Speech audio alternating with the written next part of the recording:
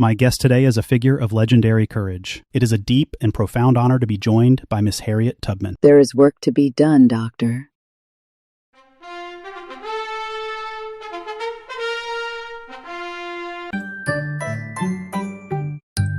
Welcome back to Historical High Chairs. My guest today is a figure of legendary courage. A conductor, a scout, a spy, and a liberator, often called Moses. It is a deep and profound honor to be joined by Miss Harriet Tubman. There is work to be done, Doctor. Let us begin. Of course. Before you led others, you first had to find your own path to freedom. Can you tell us about your own escape from Maryland in 1849? The rules in the old playroom were very mean, so I decided it was time to leave. I went for a very long walk by myself at night, so no one would see. You traveled nearly 90 miles alone to Pennsylvania. How did you find your way? You look up.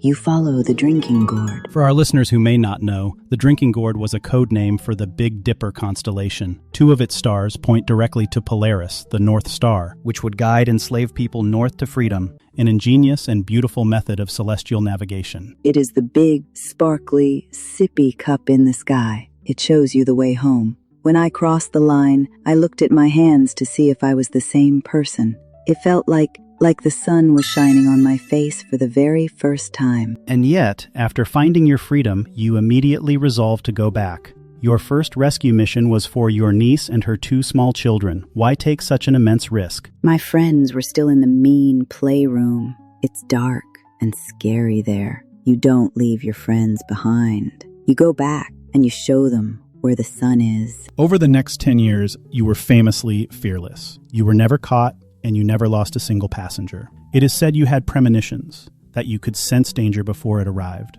Where did this strength, this second sight, come from? I got a very big boo-boo on my head when I was a little girl. A big man threw something heavy and it hit me. Ever since then, I have sleepy spells and very loud dreams. The head injury you suffered when you were little is well documented. It caused you to have seizures for the rest of your life. The dreams are my map, Doctor. A big, kind voice tells me when to turn left or when to hide in the tall grass. It tells me which friends are safe and which are not.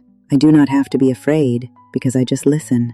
The dream knows the way. That is astonishing. Your mission changed when the Civil War began. You went from being a secret conductor to a scout and spy for the Union Army. Yes, the work became louder. Louder? As opposed to your work on the railroad, which was, I presume, much quieter. The quiet work was for one or two friends at a time. The loud work was for everybody at once.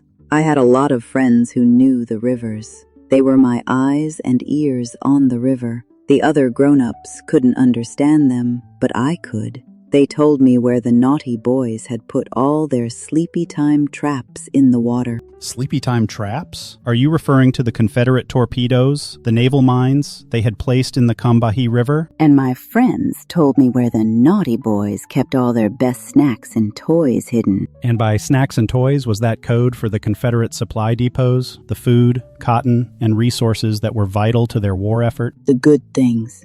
So when we took our boats for the raid, we knew which paths were safe and where to find what we came for. You guided the Union gunboats in the Combahee River Raid. That must have been incredibly dangerous. It was a very noisy boat ride with lots of splashing. We had to go and wake up all our friends who were having a bad nightmare. The nightmare being the rice plantations along the river. Reports from the time say that when the enslaved people saw your boats, they ran through the fields to the riverbanks by the hundreds. We called to them from the boats, "You are free!" And they kept coming. It was like they were finally waking up. And then they were free. Miss Tubman, thank you. Your story and courage is truly transcendent. Thank you again. There's still more work to be done. I'm Dr. Allan Cromwell for Historical High Chairs, proving that the arc of history is long, but it's no match for a missed nap. Do subscribe.